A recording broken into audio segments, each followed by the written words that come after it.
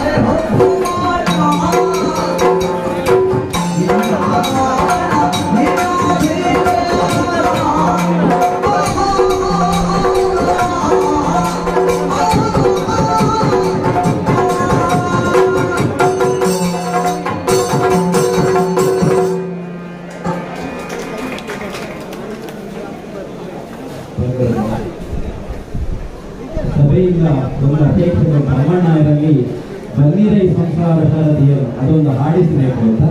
ಹಾಗಾಗಿ ಅತಿಕಾಯ ಪ್ರಸಂಗದಿಂದ ಆಯ್ತ ಆ ಒಂದು ಹಾಡನ್ನು ಅತಿಕಾಯ ರಾವಣನ ನೀತಿಯನ್ನು ಹೇಳಿ ಕೊನೆಗೆ ತಾನೇ ಯುದ್ಧಕ್ಕೆ ಹೊರಟಾಗ ಲಂಕೆಯಲ್ಲಿರುವಂತಹ ರಾಕ್ಷಸರನ್ನೆಲ್ಲ ರಾಮನ ಜೊತೆ ಹೋರಾಟ ಮಾಡಿದರೆ ತಮಗೆ ಮೋಕ್ಷವೇ ಸಿಗ್ತದೆ ಅನ್ನುವಂತಹ ಭಾವದಿಂದ ಬನ್ನಿ ಅಂತ ಕರೆಯುವ ಇದು ಬಂದಿರ ಈ ಸಂಸಾರ ಶಾಂತಿಯನ್ನು ದಾಟುವ ಇದನ್ನು ಅಮ್ಮಣ್ಣಯ್ಯ ಮಾಡ್ತಾರೆ.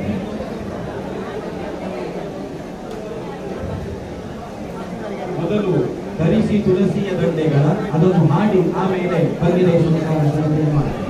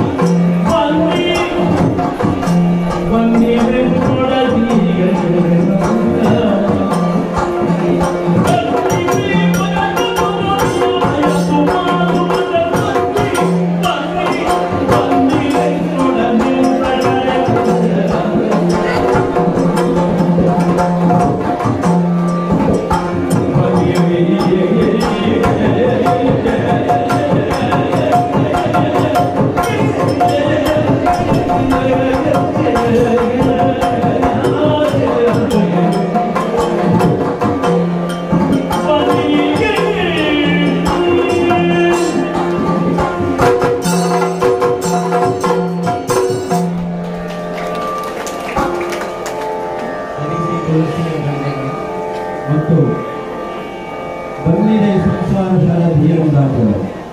ಈ ಭಾವಪೂರ್ಣವಾದಂತಹ ಹಾಡಿನ ನಂತರ ವಿಶಿಷ್ಟವಾದಂತಹ ಒಂದು ವಿಪದಿ ನಿಮಗಾಗಿ. ನಮಗೆಲ್ಲ ಗೊತ್ತಿದೆ, ಯಕ್ಷಗಾನ ಪ್ರಿಯರಿಗೆ ಕೇವಲ ರಾಗ ಮಾತ್ರವಲ್ಲ, ಛಂದಸ್ಸುಗಳು ಮಟ್ಟುಗಳು ಕೂಡ ಬಹಳ ಪ್ರಮುಖವಾದಂತಹ ಪಾತ್ರವನ್ನು ಯಕ್ಷಗಾನದ ಸಾಹಿತ್ಯದಲ್ಲಿ ಗಳಿಸಿಕೊಂಡಿದೆ. ಅದು ಆ ನೆಲೆಯಿಂದಲೇ ರಚನೆಯೂ ಆಗಿರ್ತದೆ ಆ ಛಂದೋಬದ್ಧತೆ. ಹಾಗೆ ಒಂದು ವಿಶಿಷ್ಟವಾದ ಶೈಲಿ ವಿಪದಿ. ಇದು ಪಾರ್ಥಿಸುವನ ಕುಂಭಕರ್ಣ ಕಾಲದ ಪ್ರಸಂಗದಿಂದಾದದ್ದು. ಯುದ್ಧದಲ್ಲಿ ಸೋಲ್ತಾ ಬಂದ ಹಾಗೆ ಕುಂಭಕರ್ಣನನ್ನು ಎಬ್ಬಿಸುವುದಕ್ಕೆ ವ್ಯವಸ್ಥೆ ಮಾಡಿರ್ತಾರೆ ಅವರ. ಹಾಗೆ ಎದ್ದಂತಹ ಕುಂಭಕರ್ಣನಿಗೆ ಲಂಕೆಯಲ್ಲಿ ತಿನ್ನುವುದಕ್ಕೆ ಏನನ್ನೆಲ್ಲ ಕೊಟ್ಟಿದ್ದಾರೆ ಅಂತ ಪಾರ್ಥಿಸುವನ ಕಲ್ಪನೆಯಲ್ಲಿ ಅವರು ಬರೆದಿದ್ದಾರೆ. ಇದು ಸಣ್ಣಕ್ಕಿಯನ್ನ ಶಾಲೆಗೆ ಕಡು ಹೀಗೆ ಪ್ರಾರಂಭವಾಗುತ್ತದೆ. ಇದನ್ನು ಅಮ್ಮನೆಯರು ಜೊತೆಗೂಡಿಸುವುದು ಸಾಧ್ಯವಾಗಿದೆ.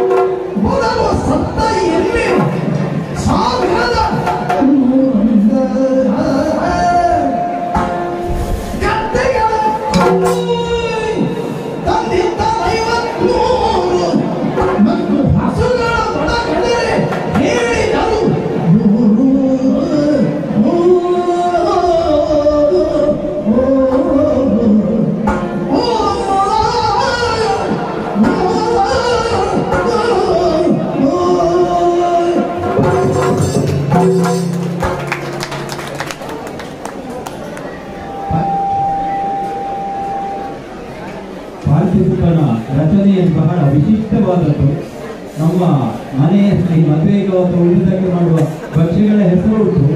ಅದರ ಜೊತೆಗೆ ಅದರಿಂದ ತೃಪ್ತಿಯಾಗದೆ ಸತ್ತ ಕುಡಿಮಣ್ಣಗಳನ್ನು ತಿಂದಾದರೂ ಬಂದಿದ್ದಾನೆ. ಅಂತಹ ವಿಶಿಷ್ಟವಾದಂತಹ ವಿಪದಿಗಳನ್ನು ಅಷ್ಟೇ ರಂಜಕವಾಗಿ ಇಬ್ಬರು ಭಾಗವತರು ಹಾಡಿದ್ದಾರೆ. ಮುಂದೆ ಒಂದು ಕರುಣರಸದ ಹಾಡು ವಾಲಿ ಮೋಕ್ಷ ಪ್ರಸಂಗದಿಂದ ಆಯ್ತದೆ, ಅದನ್ನು ಶಿವಶಂಕರ ಭಾಗವತರು ಹಾಡಿದ್ದಾರೆ. ವಾಲಿಯ ಬಾಣದಿಂದ ಬಿದ್ದಂತಹ ವಾಲಿ, ರಾಮನ ಬಾಣದಿಂದ ಬಿದ್ದಂತಹ ವಾಲಿ ಅವನೊಡನೆ ಚರ್ಚೆ ಮಾಡಿ ಕೊನೆಗೆ ರಾಮ ಬಾಣ ಬಿದ್ದದ್ದು ಸರಿ ಅಂತ ಒಪ್ಪಿಕೊಂಡು ಅವನಲ್ಲಿ ಶರಣಾಗತನಾಗುವ ಸನ್ನಿವೇಶ, ಮೋಕ್ಷವನ್ನು ಕೇಳುವ ಸನ್ನಿವೇಶ. ಕರುಣವಿದ್ದರೆ ಸಾಕು ರಾಮ, ನಿನ್ನ ಪಾದದ ಕರುಣವಿದ್ದರೆ ಸಾಕು.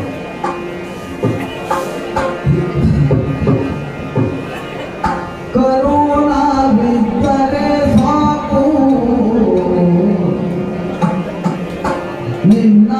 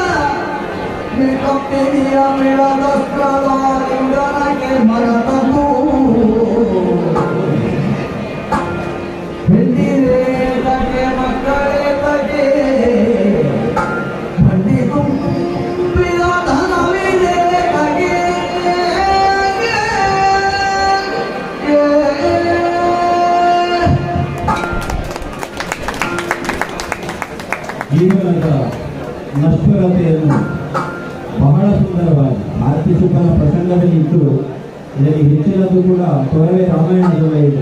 ಅದನ್ನು ಅಷ್ಟೇ ಭಾವಪೂರ್ಣವಾಗಿ ಕವಿತ ಶಿವಶಂಕರ ಭಾಗವತ ಹಾಡಿದರು. ಮುಂದೆ ಶಾಂತ, ವೀರ, ಶೃಂಗಾರ, ಕರುಣ, ಭಕ್ತಿ ಹೀಗೆ ಬೇರೆ ಬೇರೆ ರಸಗಳಾಯಿತು. ಹಾಸ್ಯ ರಸದ ಹಾಡನ್ನು ನಾನೀಗ ಹಾಡಿದೆವು. ಹಾಡುಮದ್ದಳೆಗಳಲ್ಲೇ ಹಾಸ್ಯ ಪಾತ್ರಕ್ಕೆ ಪ್ರಸಿದ್ಧರಾದಂತಹ ಶ್ರೀಯುತ ಬೆಳ್ಳಾರೆ ರಾಮದೇವರು ಎದುರಿದ್ದಾರೆ. ಬಯನಾಟಗಳಲ್ಲಿ ಪ್ರಸಿದ್ಧರಾದಂತಹ ಮಹೇಶ ಮಣಿಯವರು ಹಿಂದಿದ್ದಾರೆ. ನಾಳೆ ಅವರು ಹೇಳಿ ಅವರು ಅಷ್ಟೆಲ್ಲ ಮಾಡಿದ್ದಾರೆ. ಹಾಸ್ಯರಸದೊಂದು ಬಗ್ಗೆ ಹಾಡಿಸಲಿಲ್ಲ ಅವರು. ಹಾಗೆ ಒಂದು ಬದಲಾವಣೆಗಾಗಿ ಸುಭದ್ರಾ ಕಲ್ಯಾಣ ಪ್ರಸಂಗದಿಂದಾಗಿದ್ದ ವನಪಾಲಕನ ಒಂದೆರಡು ಹಾಡುಗಳು. ಹೌದು, ರಾಮದೇವರಿಗೆ ಸಂತೋಷ ಆಗಲೇಬೇಕು. ಸನ್ಯಾಸಿ ರೂಪದಲ್ಲಿ ಕುಳಿತಂತಹ ಅರ್ಜುನನನ್ನು ನೋಡಿ ವನಪಾಲಕ ನುಡಿಸುವ ಸನ್ನಿವೇಶ, ಎಲೆ ಎಲೆ ಹಾರುವ ಮತ್ತು ಮೂಗಿನ ಮೇಲೆ. ಇದನ್ನು ಶ್ರೀಯುತ ದಿನೇಶ್ ಅವರು ಬರ್ತಾರೆ.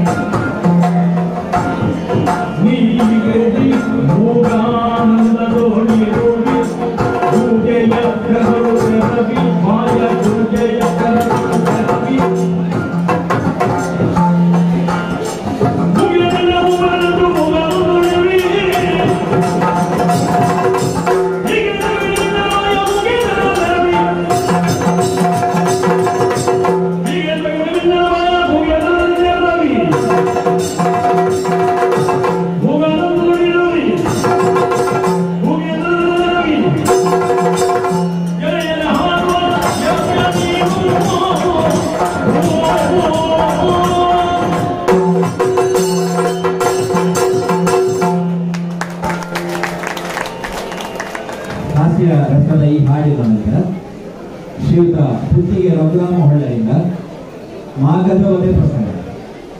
ರಾಜಸೂಯ ಯಾಗವನ್ನು ಸಂಕಲ್ಪ ಮಾಡಿದಂತಹ ಪಾಂಡವರು ಕೃಷ್ಣನನ್ನು ಬಯಸ್ತಾರೆ. ಮಾಗದನನ್ನು ಕೊಲ್ಲದೆ ನಮ್ಮ ಯಾಗ ಖಂಡಿತ ಮುಂದುವರಿಯುವುದಕ್ಕಿಲ್ಲ ಅಂತ ಕೃಷ್ಣ ಹೇಳ್ತಾನೆ. ಹಾಗೆ ಭೀಮ ಹಾಗೂ ಅರ್ಜುನರ ಜೊತೆಯಾಗಿ ಕೃಷ್ಣ ಜರಾಸಂಧನ ಬಳಿಗೆ ಹೋಗ್ತಾನೆ, ವಿಪ್ರವೇಶದಲ್ಲಿ ಇರ್ತಾನೆ. ಕೊನೆಗೆ ನೀವು ಯಾರು ಅಂತ ಮಾಗದ ಕೇಳುವಾಗ ನಾನು ಕೃಷ್ಣ, ನಮ್ಮ ಜೊತೆಯಾಗಿರುವವರು ಭೀಮ ಮತ್ತು ಅರ್ಜುನರು, ನಮ್ಮೊಡನೆ ಕಾಳಗವನ್ನು ಕೊಡುವಂತ ಕೃಷ್ಣ ಕೇಳುವ ಹೊತ್ತಿಗೆ ಬಿದ್ದು ಬಿದ್ದು ನಗುವಂತಹ ಆ ಮಾಗದ ಕೃಷ್ಣನನ್ನು ಛೇದಿಸುವಂತಹ ಸನ್ನಿವೇಶ ಇದು. ತಿಳಿಯದಾಗಿದೆ ನಮ್ಮ ಕಂಸ.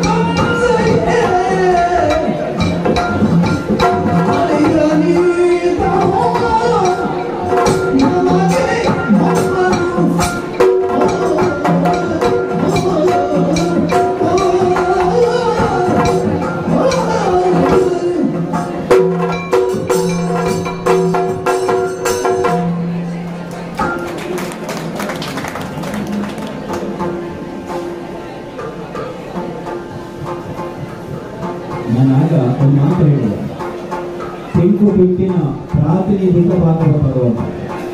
ಮೊದಲಾಗಿ ಅವರ ತಂದೆ ಹಾಕಿಕೊಂಡಂತಹ ದಾರಿಯಂತೆ ಕೃತಿಗೆ ರಾಮಕೃಷ್ಣ ವೇಷರು ಅವರ ಶೈಲಿಯಲ್ಲಿ ಹಾಡಿದೆ. ಆಮೇಲೆ ಸಾಂಪ್ರದಾಯಿಕವಾದ ತಿಂಕುತಿನ ಶೈಲಿಯದು ಎಲ್ಲರ ಶೈಲಿಯು ಹೌದು. ನೀಲಾಂಬರಿ ರೂಪಕದ ತಿಳಿಯದಾದರೆ ನಮ್ಮ ಪಕ್ಷರು ಅದನ್ನು ಬಹಳ ಸುಂದರವಾಗಿ ಕೃತಿಗೆ ನಗರವನ್ನು ಭಾಗವತರು ಮಾಡಿದ್ದಾರೆ. ನಾದನಾಮಕ್ಕೆ ರೂಪಕಡೆ ಅದು ಮುಂದೆ ಶ್ರೀಯುತ ಕಲಿಪ ಶಿವಶಂಕರ ಭಾಗವತರಿಂದ ಇದು ಹಾಗೆ ಪರಂಪರೆಯ ಶೈಲಿಯಲ್ಲಿ ಕರ್ನಾಟಕದ ಪ್ರಸಂಗದಿಂದ ಆಯ್ತ ತನ್ನ ರಥ ಹುಟ್ಟು ಹೋದ ಹೊತ್ತಿಗೆ ಅರ್ಜುನನಲ್ಲಿ ಸಮಯಾವಕಾಶವನ್ನು ಕೊಡುವಂತ ಕರ್ಣ ಕೇಳುವ ಸನ್ನಿವೇಶ ಎಲೆ ಪಾರ್ಥ ಕೇಳು ಜೋಡಿದೆನ್ನು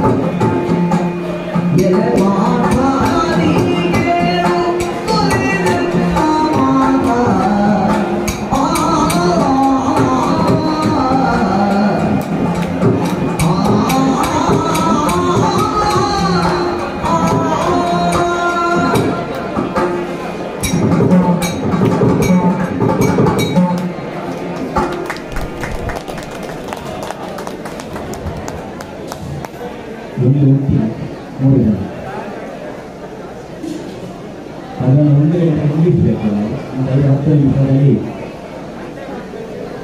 ಹೊಸಗೆ ಆಗ್ತಾ ಇದೆ.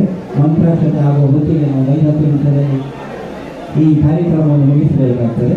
ಅದಕ್ಕೆ ಮೊದಲು ದಿನೇಶ್ ರಮಣ್ಣಯ್ಯರು, ಹೊಳ್ಳರು, ಹಾಗೆ ಸ್ವಲ್ಪ ಶಿವಶಂಕರ ಭಾಗವತರು ಚೂಡಾಮಣಿ ಪ್ರಶ್ನೆಗಳಿವೆ. ಶಾರ್ದೂಲ ರೀತಿಯುತ ಶ್ರೀರಾಮ ಕರಪಂಚ ರಂಗೋಲಿಯೊಳಿತ ಮುದ್ರಿಕೆಯನ್ನು ನೋಡುತ್ತಾ ಅದನ್ನು 3 ಮಂದಿ ಭಾಗವತರು ಜೊತೆಯಾಗಿ ಹಾಡಬೇಕು ಅಂತ ಕೇಳಿಬರ್ತಾರೆ.